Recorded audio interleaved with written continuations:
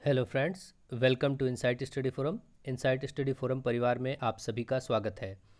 आज आप सभी के लिए जो टीचर बनना चाहते हैं उन सभी विद्यार्थियों के लिए बहुत ही विशेष दिन है और आज आपके लिए बहुत ढेर सारी भर्ती टीजीटी और पीजीटी के माध्यम से आ गई हैं, जिसका विज्ञापन आज दिनांक 29 तारीख को जारी हो गया है। तो उत्तर प्रदेश माध्यमिक शिक्षा सेवा चयन बोर्ड प्रयागराज के द्वारा ये आपके सामने विज्ञापन के बारे में सारी सूचनाएं हैं, सारी इन्फॉर्मेशन है। आप इसको ध्यान से सुनते जाइए और देखते जाइए और बहुत बड़ी संख्या में भर्ती आप सबके लिए आ चुकी हैं। अब आप डट कर जमकर मेहनत करना प्रारंभ करें और आप सभी के लिए बहुत ही विशेष पद पर नियुक्ति का विज्ञापन जारी हो गया है। तो देखिए, इसमें आपके सामने एक विज्ञापन है जिसमें आपको कुछ महत्वपूर्ण चीज़ों के बारे में बताया गया है। जैसे कि इसमें प्रशिक्षित स्नातक शिक्षक यानी कि टीजीटी के विषय में विज्ञापन संख्या 1/2020 से संबंधित बात है, जो आज 29 तारीख को जारी हुआ है। इससे संबंधित इसमें बात की जाएगी और आप इसको समझेंगे। ठीक है, तो देखिए इससे संबंधित विशेष बातें क्या क्या हैं। आवेदन का जो पंजीकरण प्रारंभ की तिथि है, जो पंजीकरण प्रारंभ होगा आवेदन का, वो 29 यानी आज से ही प्रारंभ है।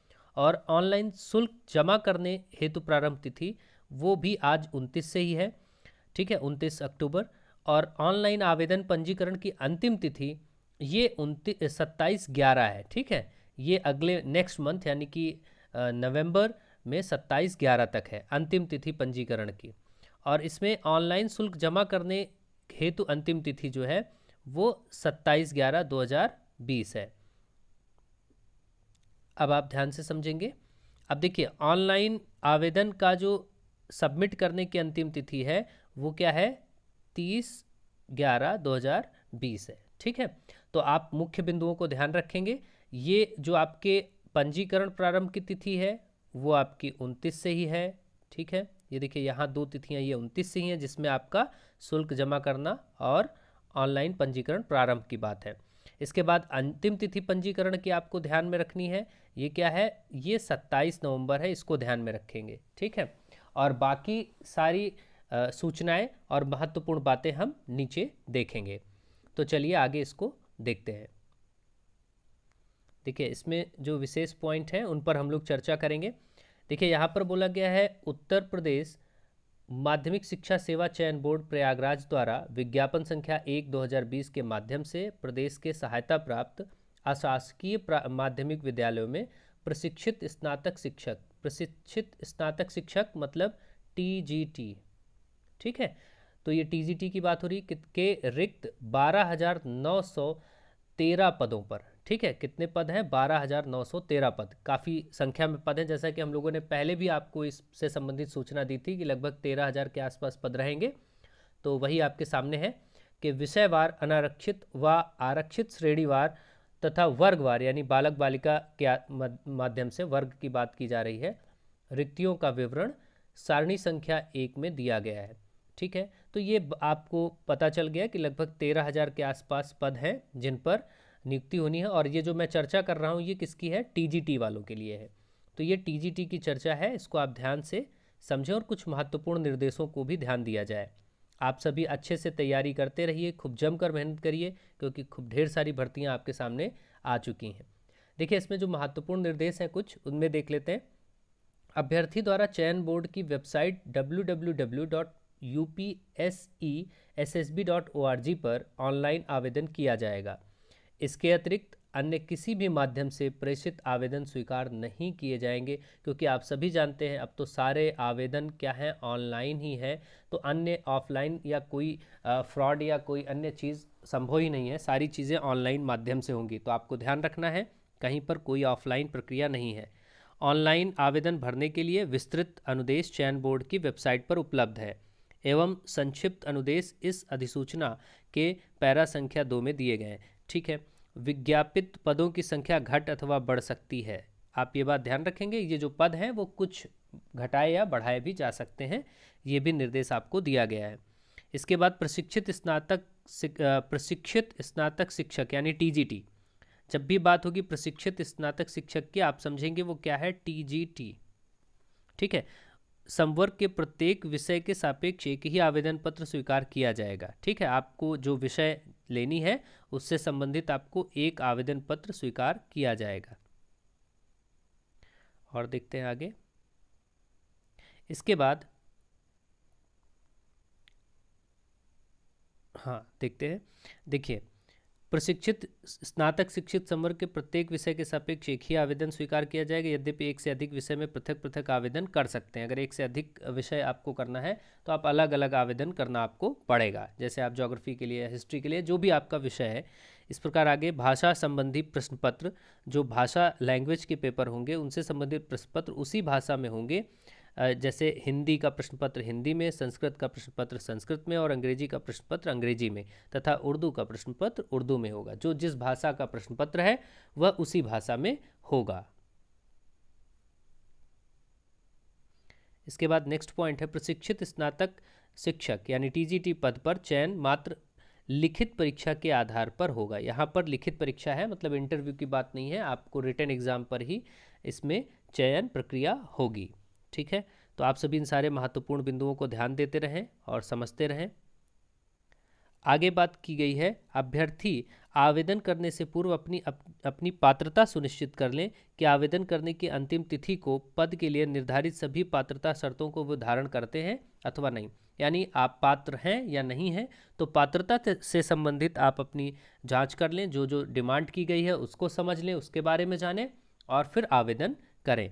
इसके बाद आगे बोला गया है नेक्स्ट पॉइंट, आर्थिक रूप से पिछड़े वर्ग जो EWS है, यानी कि इकोनॉमिकली वीक सेक्शन जो है, EWS वाले आर्थिक रूप से पिछड़े वर्ग के अभ्यर्थियों हेतु 10% का क्षैतिज आरक्षण का प्रावधान है।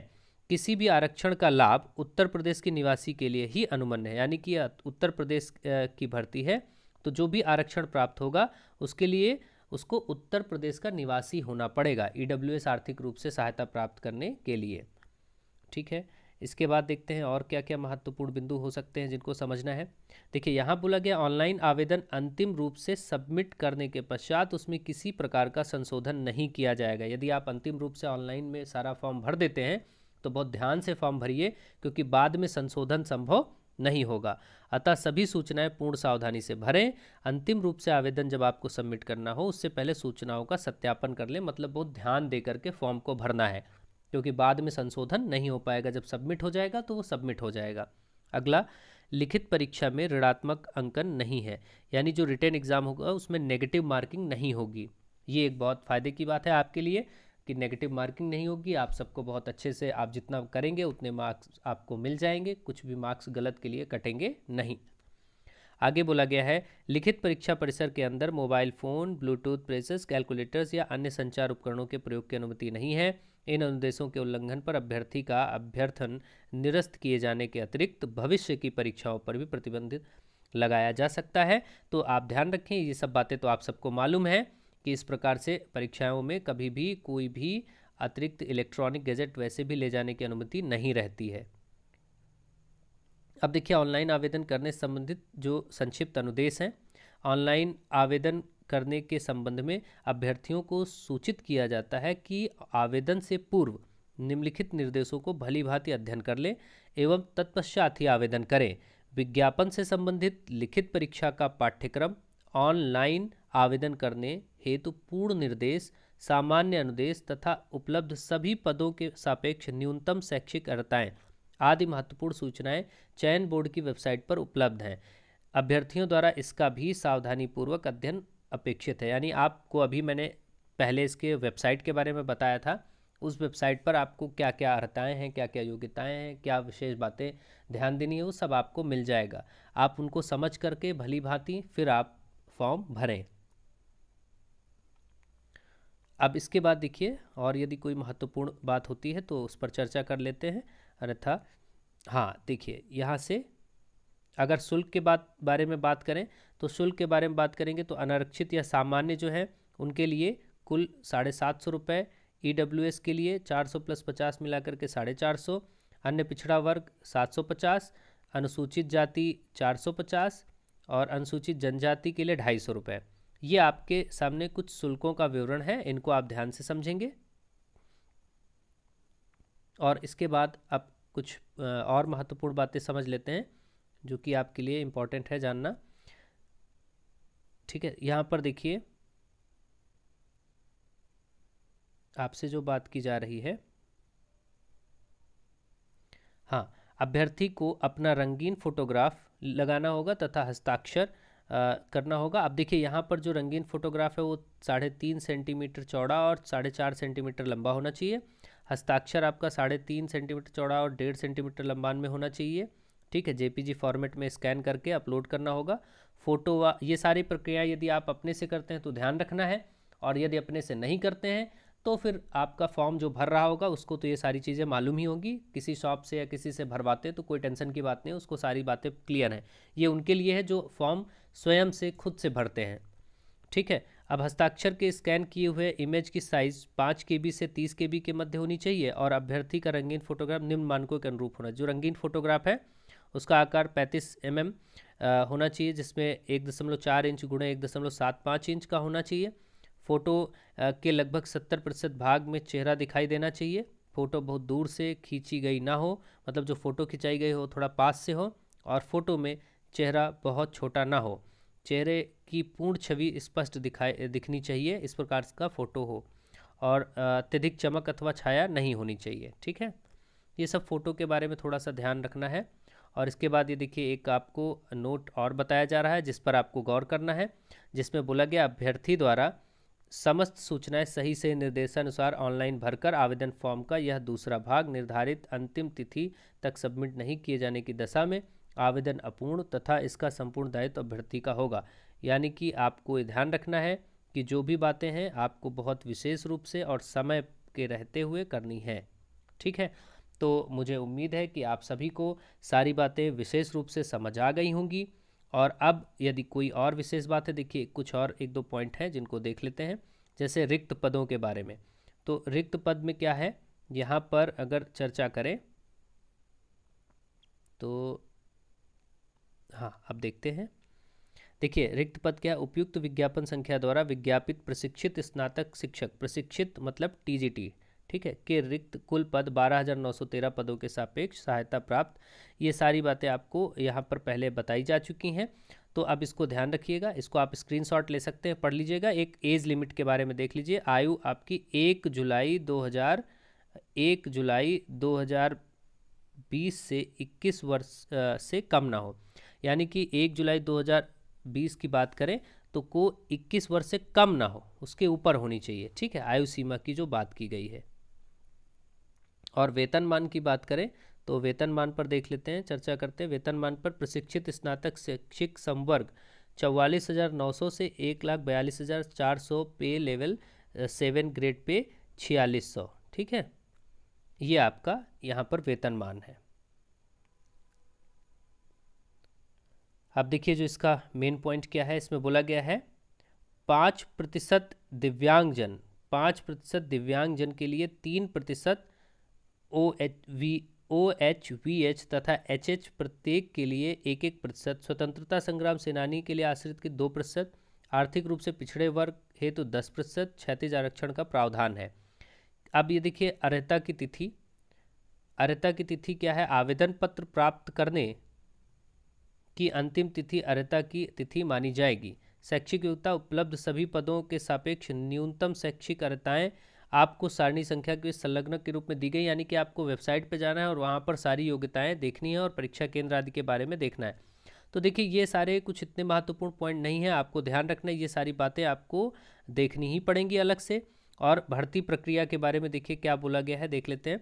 प्रशिक्षित स्नातक शिक्षक पद पर चयन मात्र लिखित परीक्षा के आधार पर अधिसूचना संख्या, यह अधिसूचना संख्या है 18 फरवरी 2019 द्वारा संशोधित उत्तर प्रदेश माध्यमिक शिक्षा सेवा चयन बोर्ड नियमावली 1998 के विहित प्रक्रिया अनुसार होगा।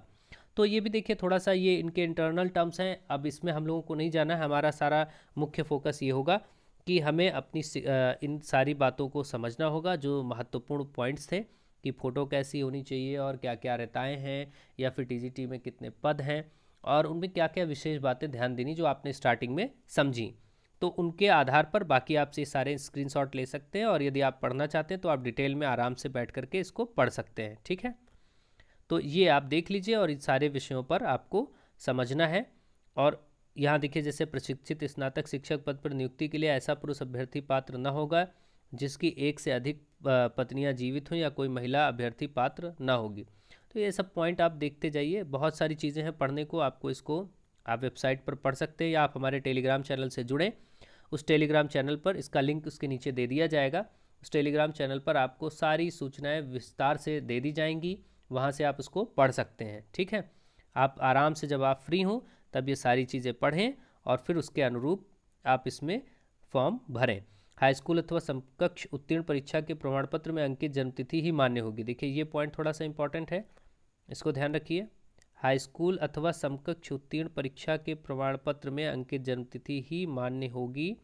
ठीक है, और आयु एवं शैक्षिक योग्यता की पुष्टि में अंकपत्र, प्रमाण पत्र, उपाधि की प्रमाणित प्रति अभिलेख सत्यापन के समय प्रस्तुत करना होगा। ठीक है, तो इसको ध्यान रखेंगे।